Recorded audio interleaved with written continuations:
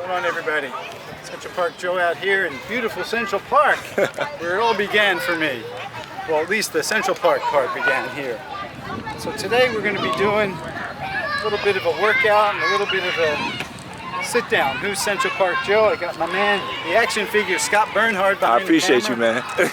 Yeah, so I just got here a few minutes ago. Got my ring set up already. Central Park Joe in Central Park, ladies and gentlemen. Let's see what else I got in here. We'll be doing a little bit of a warm-up. Why is it important to warm up?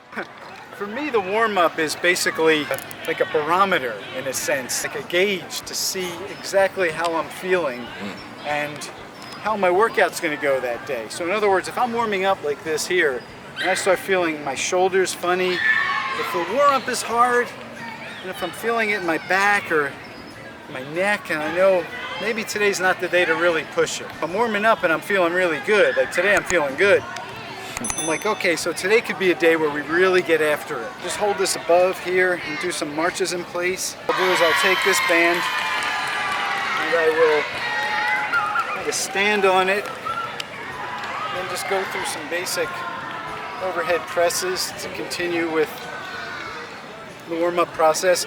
I actually like squeezing my butt really tight and locking my rib cage down as I'm doing these. And again, this is another one of those things where if this is hard, today might not be the day to really push it. Today might be a day to back off. Then I'll go back to just a basic pull apart, dislocate, overhead press complex. And if it's a lower body specific day, scoops, which help get everything lubricated down low. Turn on the glutes, turn on the hamstrings. Very important. Yep. Make that connection between the foot, the glutes, and the core. Trees that came down.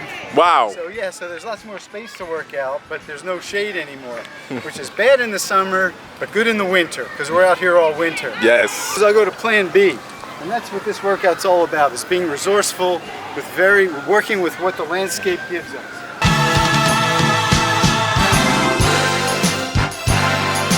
I'm gonna work some pull-up.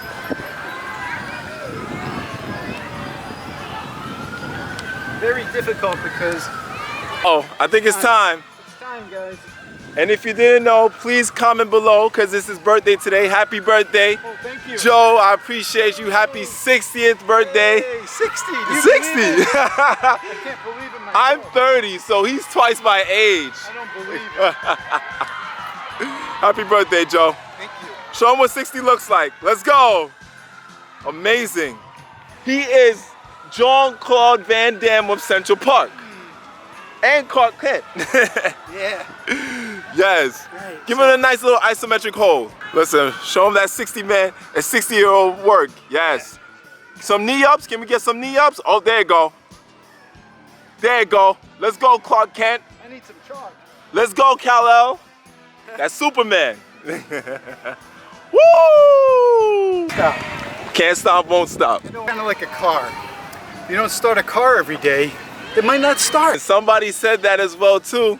Shout outs to Jawa, 70-year-old. I think he's 71 now. He said that. I can't wait to meet him because he works around my way. Oh, really? Yeah. Listen, I'm gonna make that happen. Typical push-pull day. You get up and start out with some ring dips. Oh, wow. This is not easy at all, ladies and gentlemen. You don't have anything to stabilize yourself except your body. Squeeze your midsection. Stability. Just holding this. It's ridiculous. That isometric hold right there, Joe. Right. Looking amazing. Keep our shoulders healthy. Go back to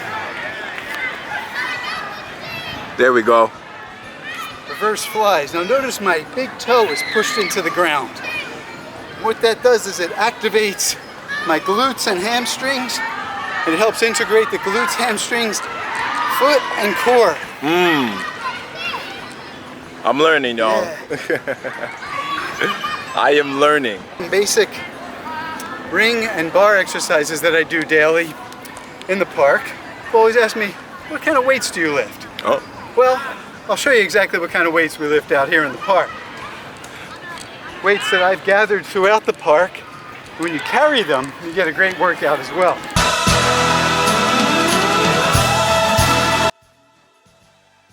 My collection. Right? And we have to keep them in here because the parks guys are always taking them. This is his weights, y'all. Yeah, this is what I used to lift. This is the man's weight room. Yeah. Fun. I can't think of how much it weighs now. Probably about 45, 50. But 45, 50 with a rock is There you go. like 100 when it comes to. Let's go over here in the sun. Yes, sir.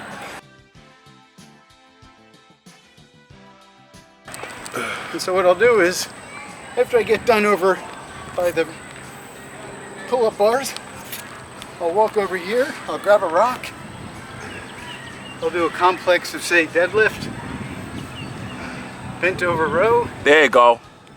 He's working. Central Park Joe, y'all. He's working. Right.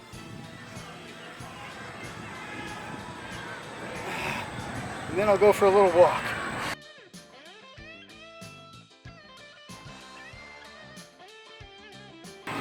I finished lifting these. If it was getting too heavy, guess what? Drop it.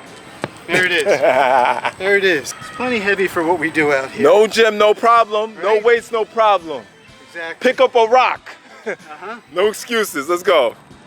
And they're free. Free 99. They're all over the park. Right? Right? And boom. Right up to overhead. Yeah. Keep everything locked down. Core, Amazing. glutes, shoulders, back. Still find it hard to see that this man is 60. Yeah. The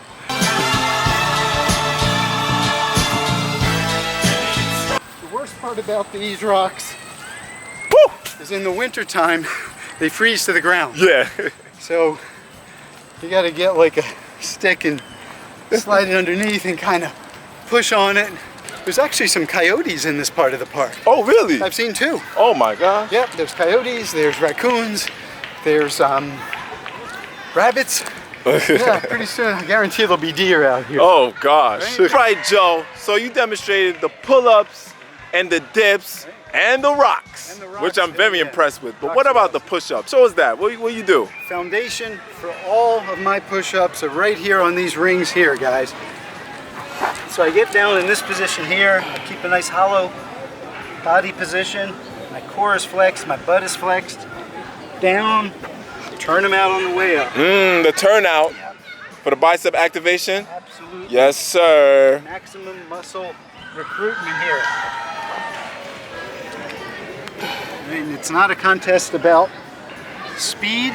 It's all about engaging the most muscle at this point. Quality over quantity, Right. y'all. Unless it's a contest about speed, in which case you go fast. But when you're building muscle, it's not about speed. It's all about, there you go. That's what it's all about right there.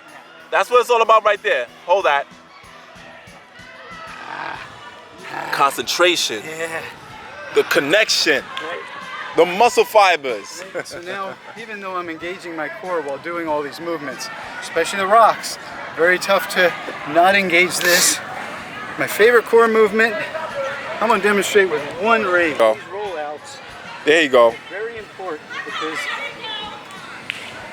they help build anti-flexion, which is really what keeps us standing up straight, is our core bracing, not flexing. So, an example of flexion would be sit-ups. It's all under tension. Time under tension. There you go. It's just working overtime. Ladies and gentlemen, please get your notepad and your pen. And if you want to do a flexion exercise with the rings, start here, move your feet back, and then go backwards. With that, you come out.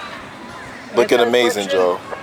Then you come back here, push through your big toe, there's your flexion.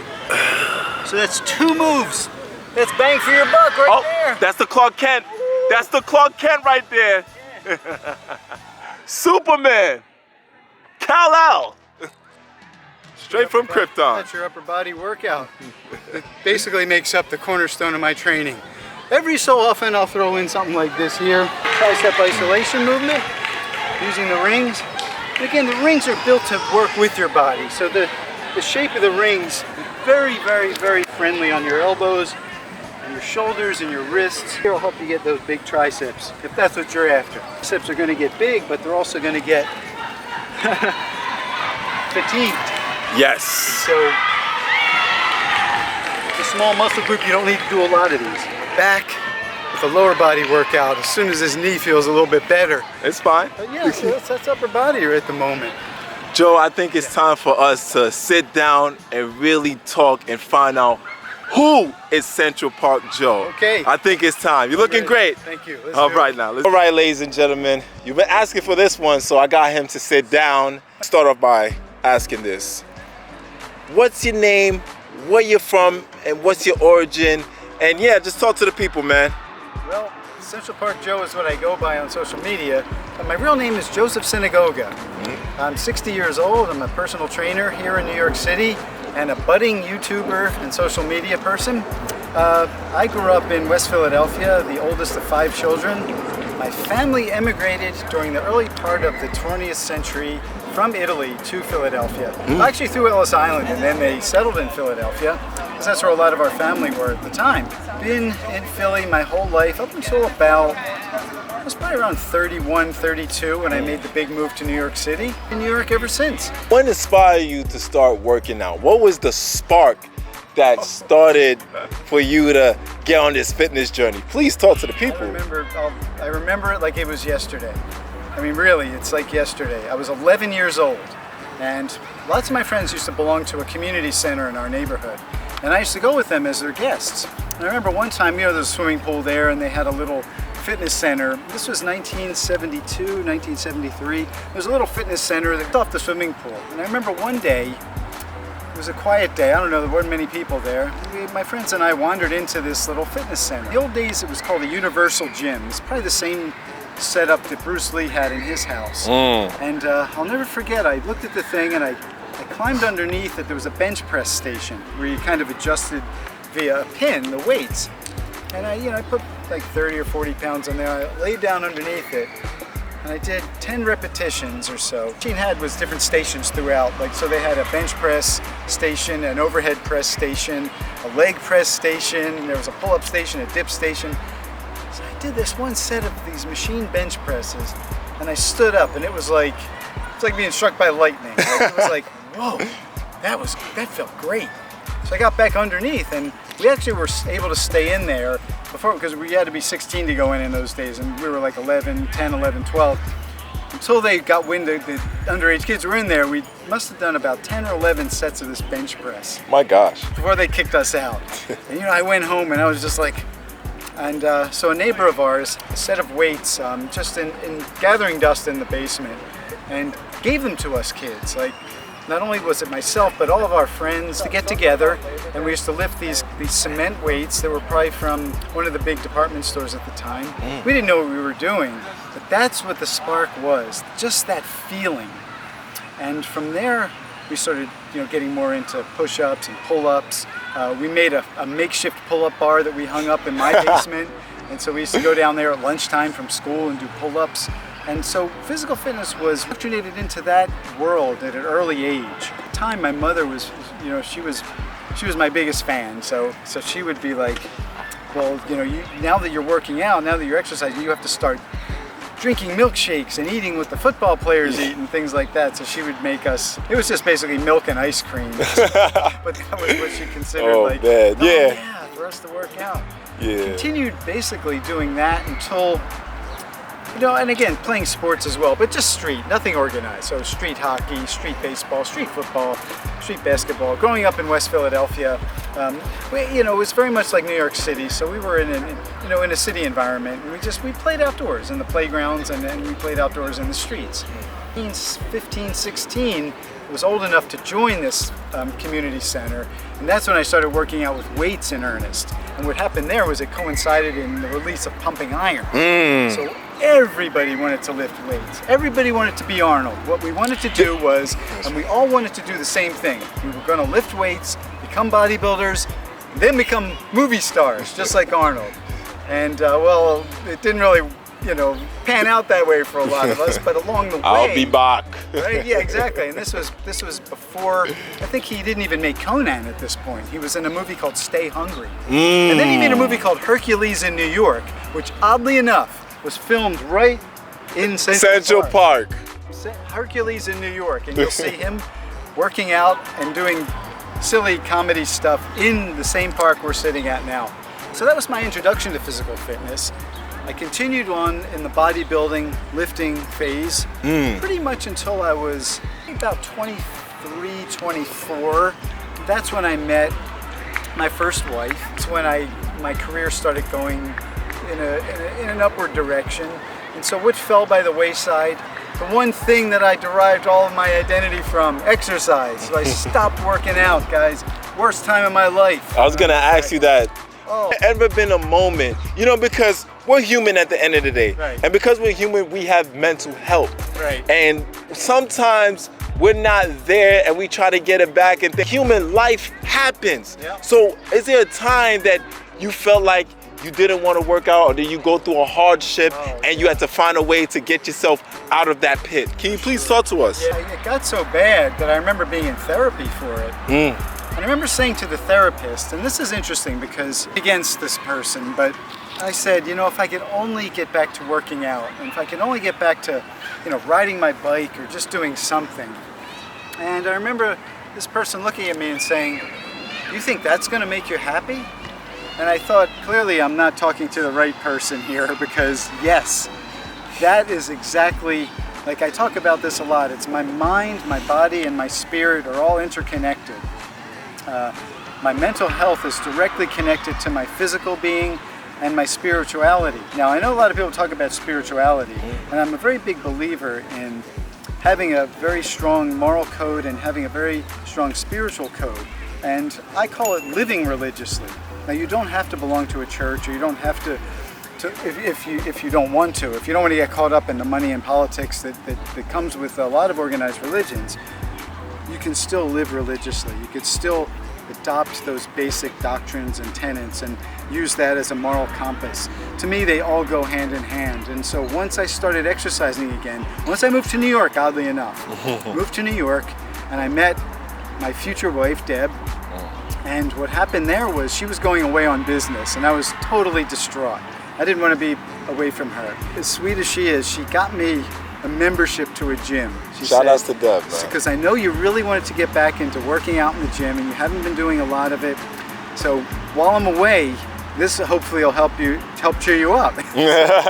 So I started working out in a gym again. What a good woman. Oh, she's the best. And it wasn't even in like what I was doing. The first day back in the gym, I picked up right where I left off, and little by little I started to become myself again. And then I started to open my eyes up to the possibilities of other things. And I was like, you know what? Aside from lifting weights, there's other things in the world. There's calisthenics, there's body weight stuff, there's running, there's triathlons. And so I explored all those things. Yeah.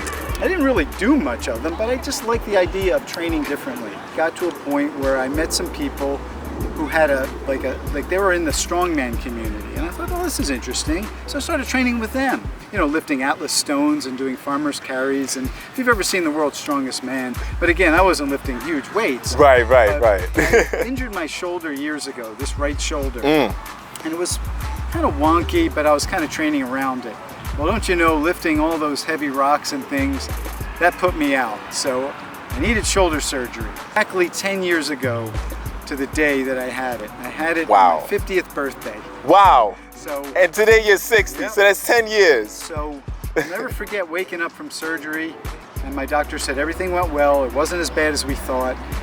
You'll be back at it in no time, which was 6 months. So the biggest eye-opening experience of my physical fitness journey happened in rehab. Great physical therapists that I had and doctors were able to help me understand what real physical fitness is, what my body is capable of in a natural way. To think about, why am I trying to be explosive? What am I exploding into? Why am I trying to deadlift 400 pounds when I just keep injuring myself? And that led me to calisthenics. So what I did was I ditched my gym membership. I was swimming at the time, so I was still swimming. But what I would do is I would swim and then I'd walk to our local playground, which is John Jay, which you guys have seen me doing videos in. Pull-ups, I started doing push-ups.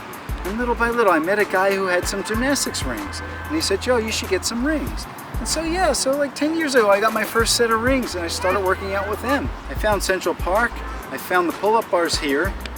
I started training people at the same time. How did you get your name Central Park Joe? Oh, there was a guy. I'm very, very curious about how you got that name. I'm out here. From West Philadelphia to Central Park Joe. Believe it, so I'm out here training one day, working out. There's a guy out here named Dimitri. And he's like, you need a better name. You need a good nickname. And I'm like, well, what do you think? And I thought, you know, maybe Outlaw Fitness, or you think these tough names. Outlaw Fitness? Yeah, and he's like, shout out to Tupac. Yeah, exactly. So he's like, everybody knows you as that Central Park guy who works out in Central Park, and your name's Joe. And out of nowhere, he was like, what about Central Park Joe? Oh, there you go. I'm like, okay. With that, I changed all my social media to Central Park Joe. The rest is history. So one day, I'm out here training a client at the pull-up bars. We finish up, it was a Halloween day, I'll never forget. Very crowded, everybody had costumes on. And she walks away, she's going back to the west side, and I'm headed back to the east side. As I'm walking back to the east side, there's a rock sitting there in the middle of the park. And I'm like, ooh, this is cool. So I picked it up. Like, okay, probably about the same amount as the one that I just demonstrated. So I was like, this is cool. So I started doing some overhead presses with it, some deadlifts, some bent over rows. Yeah. And I carried it back to the pull-up bars. So what I did was I would do overhead presses, I do some bent over rows, I do some squats, I do some deadlifting, then I jump up and do some pull-ups on my rings, then I jump down and do some push-ups, and man, I had the best workout I've had in a long time. Wow. So again, it was like that epiphany when I was 11. So from that day forward, I scoured the park and I found a bunch of rocks at varying weights, hid them where I hide them so the parks guys won't take them away. And now I've got this great gym out here. I use the landscape. What the landscape provides me is what I use basically to work out with. The world is your gym. For sure. No excuses. Exactly. And I have the same philosophy as well too, you know, just taking it back to when I was 18 years old. Of course, a younger man, didn't have a job, didn't have any money, and trying to afford a gym membership was very expensive at the time. In New York City? Especially in New York City. It's how I found my love for calisthenics. You know, watching it on YouTube and things like that, and finding out that there was a community of really amazing people, really dope guys that's around my neighborhood, and it's like they just took me in. And then from there, I just never looked back. Of course, I use the gym now today every once in a while for the legs, but you know, it's just something about being in the great outdoors. At that time, I really didn't have any social media presence, only a few hundred followers on Instagram. And that's when I discovered YouTube. And so I started looking at these calisthenics athletes and I was like, that's what I want to do. Those are the people that I want to learn from. And so I started to slowly but surely, very cautiously kind of, you know, follow them, message them, say, hey, you know, fantastic work, great job. Yeah. But philosophy is, and the reason why you see me going all over the city every day, aside from training clients all over the city every day, is because I want to go where the best people are to learn from. Anybody could stay in their own little world and be the king of the castle, so to speak, and be the champion of their own little playground. But when you really want to learn, when you really want to improve, when you really want to achieve another level, you have to go around where people are better than you and learn from them. So you will agree with me saying that nothing grows in the comfort zone? Oh, not at all. Nothing grows in the comfort zone. Can you expand on that? Well, getting out of your comfort zone? Right, but again, just like to illustrate getting out of your comfort zone, it's a beautiful day today. It's a gorgeous day out here. It's still summertime, no matter what the people say, you know, summer's over and all that, it'll be warm. When you're out here and it's 35 degrees, which is 1 or 2 degrees Celsius for those who are anywhere but the US, and it's raining, and you're miserable, and you're cold, and you're wet, but you're still out here doing it, that's getting out of your comfort zone. Absolutely. Okay? there's a very big distinction. I see this in the fitness community. A lot of people talk about suffering. Now I make a distinction between suffering and maybe hard workouts, which we'll say struggling. Suffering to me isn't working out. Suffering is, oh, you don't have any food? That's suffering. Suffering is someone who's in an impoverished, abusive situation and can't get out of it. Suffering isn't paying $2,000 a year to work out for an hour a day. Okay, that's struggling. That's a self-imposed struggle. So that's a self-imposed getting out of your comfort zone. So I draw a big distinction there because there's a lot of suffering that people are going through in life, and it's not fair to them to trivialize it by saying, I did 100 pull-ups, that was a suffer fest. That's not a suffer fest. It hurts, it's struggle, but it's not a suffer fest. So when you're out here in the cold, in the snow, in the rain, in the 100-degree weather, that's the other thing. I get heat stroke every year. Every year I get it at least once. Oh boy. You know, you're working out and you're like, okay, this is great. You start walking home, you're like, oh, they're on fire, right? So you gotta take a day or two off. That's getting out of your comfort zone. Getting off the couch, getting outside of the comfort zone of social media, out of the comfort zone of the easy way out. Turn off the Jeopardy. Oh, turn off Jeopardy, turn off Golden Girls. Chips and salsa and all that's great. Wheel of Fortune. You're not gonna grow. No one, you know, how many times have we heard this? Like somebody will say, wow, where did you get like your first big break? And they'll say, oh, I lucked out, you know, I happened to be in Central Park and I met a guy who had a connection with this field I'm in now, or athletics or whatever. It's not luck. That person was outside doing it. There you go. Right? Thank you. No one's going, Central Park Joe, are you home? Here, sign this contract. It's $1 million.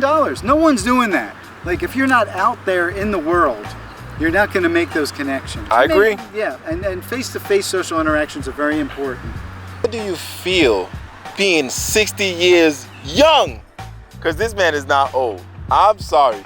60 years young and still being able to keep up with guys that's younger than you. For example, DeMarjay, myself, right. Brawley, Bam Bam, Akeem Supreme. Like, we look up to you to be like, that's what we want to be at that age. You know, so how did it make you feel? I feel really good, and the older I get, the more you realize certain things. So along the way, like say 30 to 60, I really consciously or unconsciously, but mostly consciously, started eliminating things that were holding me back, right? Please talk about that. So a negative mindset. Yes. A victim mentality. Yes. Crappy food. Yes. Crappy habits. I'm not a judgmental person. Anybody's, do whatever you like, more power to you. I'll never judge you for it. But for me, it doesn't work. Alcohol doesn't work. Okay. Staying up late doesn't work. The more negative and the more you associate with negative, mediocre people, yeah, you can be the king of that crowd, but you're not going to grow. And you'll see that that's not the way the world works. The world doesn't work on negativity. It doesn't work on gossip, and it doesn't work on underhandedness. It doesn't work on putting people down to make yourself look good. Along the way, those are the things that I tried to eliminate. Like I always used to say, people would say, what are you giving up for Lent, right? Oh, I'm gonna give up chocolate, I'm giving up soda, I'm giving up alcohol, I'm giving up drugs. I would say, I'm eliminating negativity. There you go. And I would say that not just for those 40 days, because after the 40 days are up, you need to continue with eliminating negativity. Have an open mind, be open-minded to people, to all people. When people talk about things that you may have a different opinion on, pay attention to what they're saying. Don't just judge, and listen to them. Don't start talking just to hear yourself talk, right? Be smart, be informed, be open-minded, free your mind. All you need is one of everything. Someone said this to me years ago, and I never really thought about it until recently, and it's like, yeah, you know, what do you need? You need one pair of shoes, you need one backpack, you need one wife, you need one house, you need one car, whatever, like just one of everything, you know. More power to you if you can afford more than one, but really when it comes down to, you know, you need a little food, a little water, you know, it's about it, you know. Just the basics, the fundamentals, like that's what the things need. That necessities. And the other thing that we need that a lot of people don't talk about in these terms is something else that I think is very important. And it's what we all need as human beings, as flesh and blood, as Scott alluded to earlier. What we need is our arms around each other. And that's it. Look upon our fellow man, even if they have different opinions. Like a lot of times people, they'll come at me and they'll say things and I'll say, hey, you make a good point. How do you feel of family and friends that judge you for the lifestyle that you live? Because a lot of them will say, oh, too old to work out. I'm too old to get to where you are, and things like that. Like, they just start to downplay themselves before they even try. Like, how do you feel about that? Shame, because you're already limiting yourself. What happens is, what they do is they say, well, I want to be able to do 20 pull-ups by October 1st. Well, they're setting it up that way because they know they're going to fail, right? And then they're going to be like, see, I told you I can't do it. I told you I'm too old. Use realistic goals. What I say to the naysayers and the negative people is, start by walking. Get up and get out and just take a walk. You know, it's the most sustainable. But if you want to lose fat, the most sustainable way of losing fat is walking. Because you can do it every day. And being in a caloric deficit. Right. Like if I say to somebody, okay, you want to lose weight, we're going to get up and we're going to run 3 miles a day. After about 2 or 3 days, you're going to be injured. But if I say we're going to get up and we're going to walk, first day we're going to walk from here to the lamppost and back. Tomorrow we're going to walk for, you know, a quarter of a mile. Then we're going to walk a mile. You think, okay, this is great.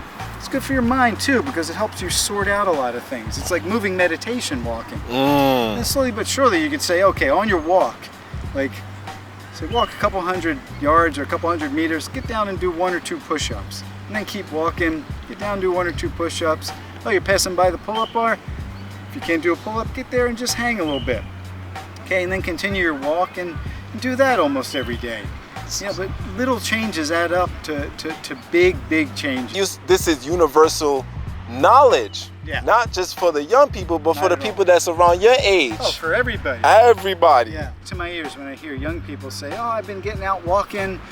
You know, I just love I've been walking to work instead of taking the bus or the subway or the train.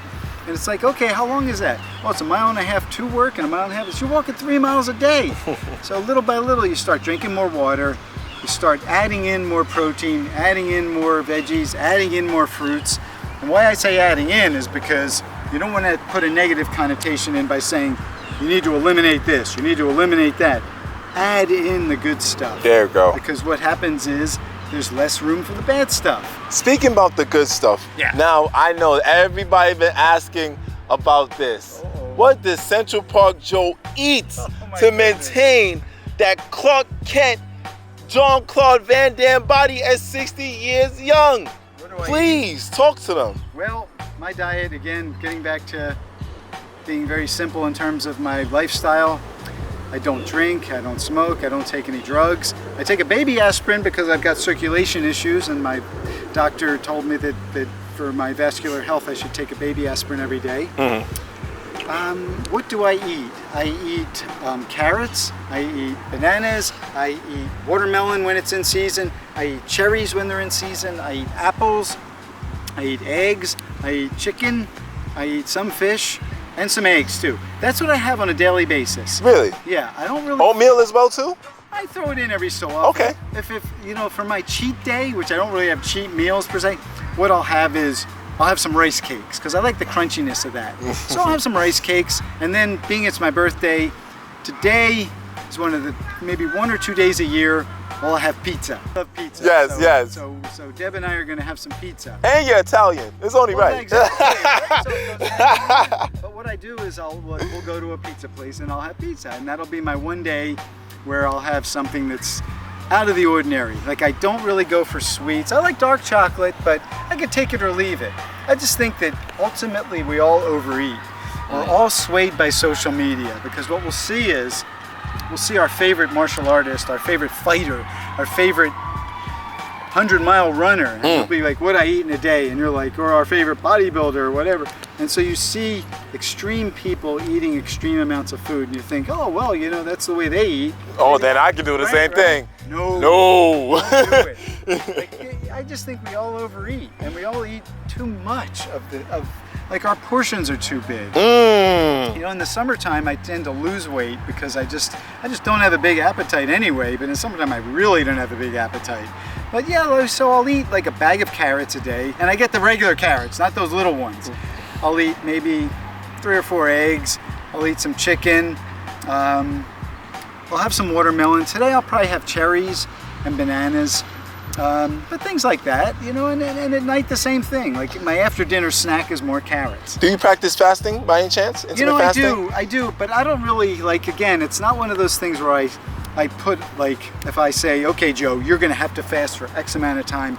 Since I don't have a big appetite, and I'm really not that hungry in the morning, I wake up, I have some water, I have a little bit of coffee. I don't drink a lot of coffee. Yeah. I have a little bit of coffee, a little bit of water, and I'm really good, you know. I don't have a good stomach. I have a very bad stomach.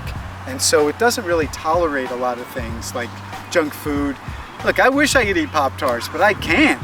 And it's just as well that I can't. And even as a kid, my mother used to be so mad at us. I think I gotta interject. I don't think that's a bad stomach. I think that's a great stomach because it communicates to you to let you know that those type of processed foods is not good for you whatsoever. They can't identify with that. Well, yeah. And it's interesting you say that. It's a very good point, because what happens is, for the average person, they say, oh my goodness, every time I eat pretzels and Pop-Tarts and peanuts and all that stuff that's bad for us, let's have corn on the cob and all that. It doesn't really... With extra butter. Oh yeah, you know, none of that stuff really... And then you say, oh, my stomach is so bad whenever I eat that. The first thing is, oh, you need to go to the doctor and get medication. Well, why is that? Talk about that, please. Right, so I can keep eating all those things. Well, your body's telling you not to. Like, and that's it. And that's why I gave up all those foods, because my body was signaling to me, this isn't good for you, Joe. This isn't really good. Like, I'll never forget, you know, some of these Thanksgiving dinners I would have years ago. Like, I'd be incapacitated for a day or two. Yeah, and the itis. Yeah, and I'd be like, that's bad, that's bad. And then I thought to myself, you know what? Instead of me going to the gastrointestinal people, doctors, whatever, I'm just gonna stop eating that stuff. I'm gonna replace that food with feels good on my tummy. Bananas feel good, carrots feel good, water feels good, eggs feel good, you know. And then shout out to all my vegan and sisters out there. I'm right here. You know what? It's a great way to go. Yes. So bringing me to my next point, when you see people who talk about being vegan and plant-based, don't poo-poo it, okay? It's very important. Don't listen to what most people say. Watch what the best people are doing. So if someone comes to me who looks like Scott Bernhard, who performs like Scott Bernhard, who looks like any and all of the vegan athletes out there, you look at them and you learn from them. You listen to them. And that's what you have to do. Don't listen to dumbasses. You know what I mean? Don't listen to people who are talking about fat loss but have a big stomach. This is what you should do for fat loss. Well, if that's what you should do for fat loss, how come you're not losing fat? When I see action figure physiques, when I see people who can do 50 pull-ups and they're vegan, you learn from them. You listen closely. The comment on this on their post say, you know, I never thought of that before. You know what? Maybe I should add more minerals into my diet. There you go. Minerals are really important. So learn from each other. Maybe they'll come to you one day and say, hey Joe, tell me a little bit about what your diet's like. You know, maybe they're not going to incorporate animal products, but I may be able to say things like, hey, have some carrots. Joe loves his carrots. And the one thing with me, you know, I've been vegan, 6 years now. Right. And the thing is that you never force, yet you educate. Exactly. And then from there, whoever is going to make their choice from there. And that's how I see life as. You never force anybody to do anything. The horse to the farm, but the horse can't drink unless he wants to drink, right? Exactly. But I'll educate you. I'll talk about my own experiences, things like that. But speaking about experiences, I gotta talk about this real quick. Okay. You and Auntie Pauline. Oh yeah. 4.5 million views in one video. I'm so proud of her. She's the best. Just a legendary feat of you two coming together. You're 60 and she's 70.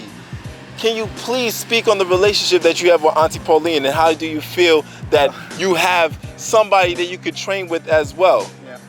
Auntie Pauline and I met. Her son, Remy, he's someone who I've looked up to for a while. He's a former Navy SEAL. He has a budding career now where he's really doing well in Hollywood. he's just an all-around great guy to look up to. Remy Adelakey is his name, so definitely check him out on social media. He's just a very special human being. And so there was a charity event that featured a bunch of former Navy SEALs and active duty Navy SEALs, and they were doing an event where they were swimming in the Hudson River to raise money for a charity. So I went down to see some of my other SEAL buddies who were swimming in the event. And I remember meeting Auntie Pauline very briefly. Remy has a great book called Transformed that Amazing everybody book. should be required reading. It's one of my favorite books out there. It's his life story. So I went to the book party. He invited me to that. And it was just a magical night. Deb and I had a great time. And I met Auntie Pauline there. So Remy was swimming in this event. So imagine swimming 3.5 miles in the Hudson River, then doing pull-ups and push-ups. It's just incredible.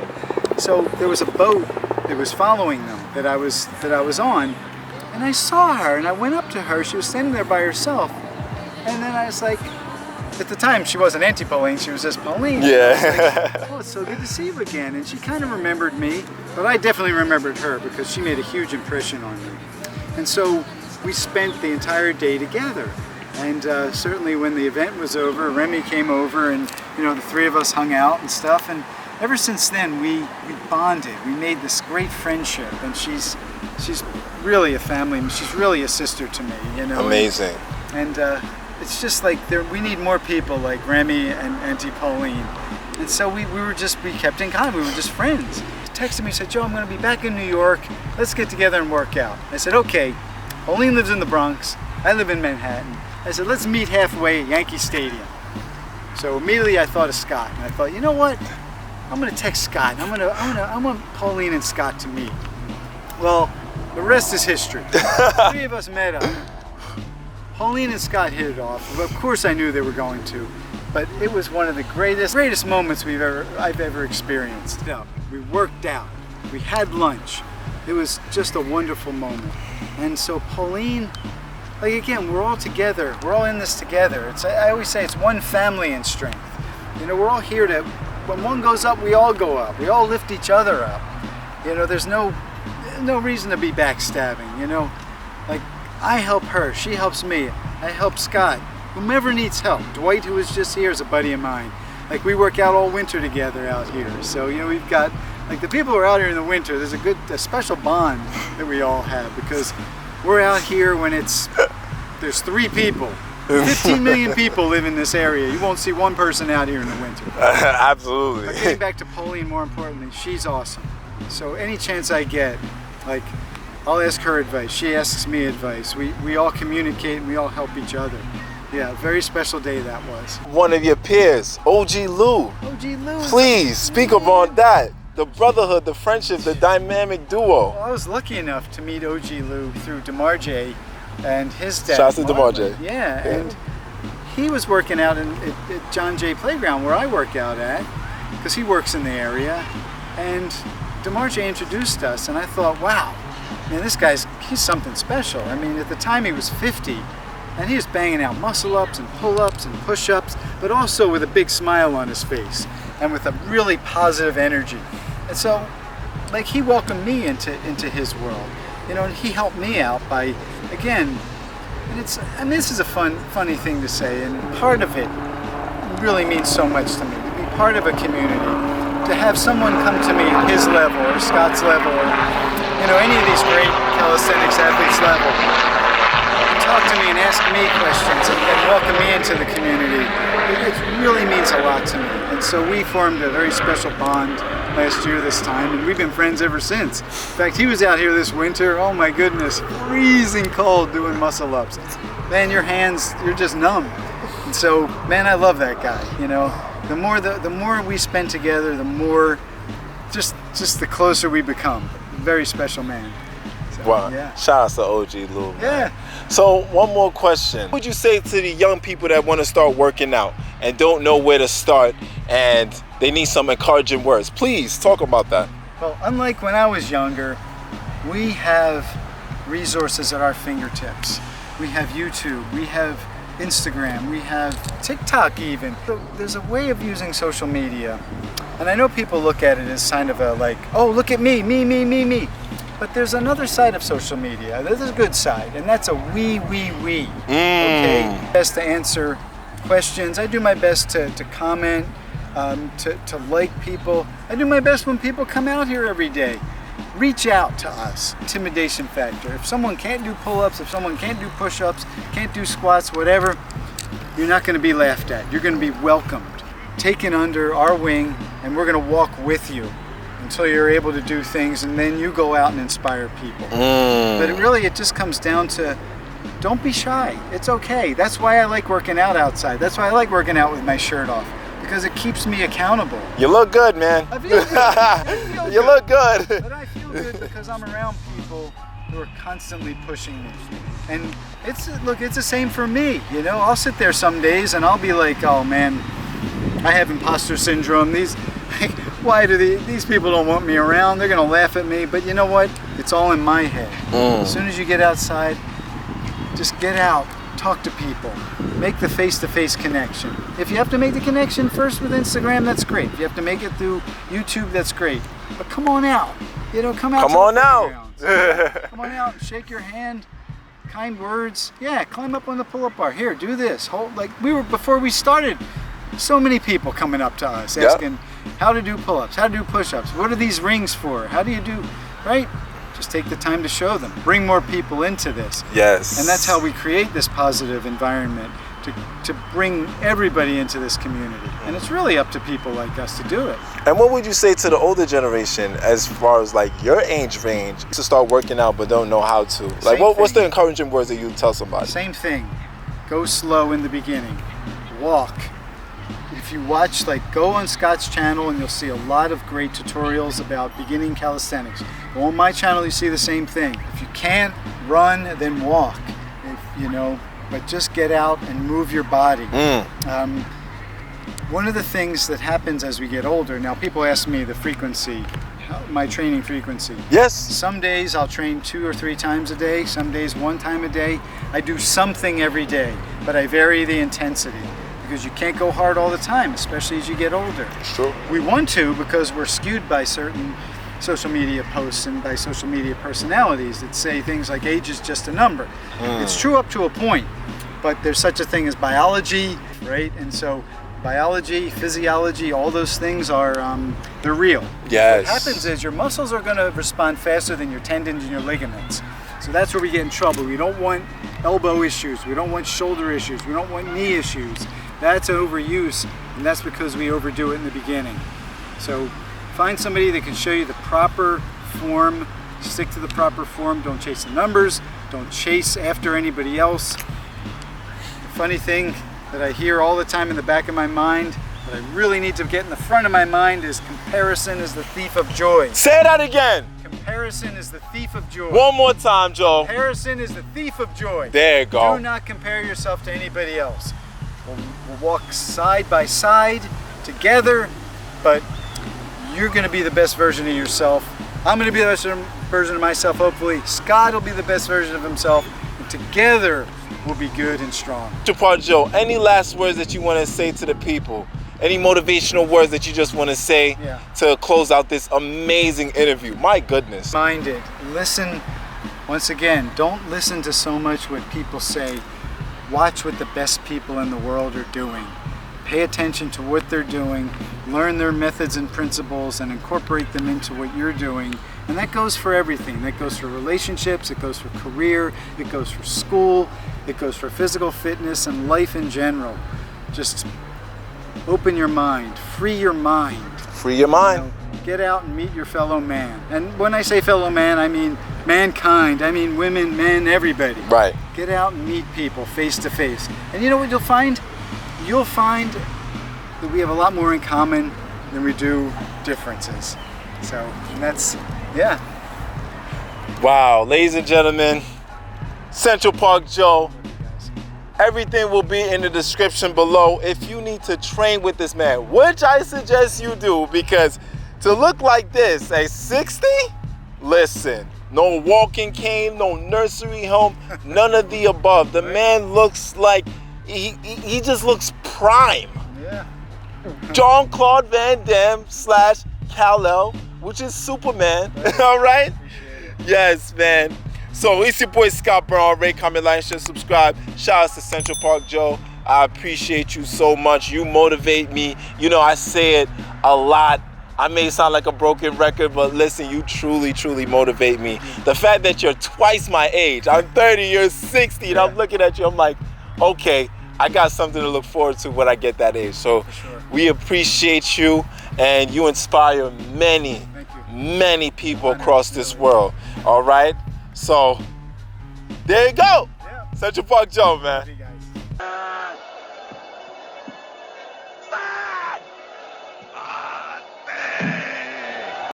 Scott, the loaded one, James Bond golden gun.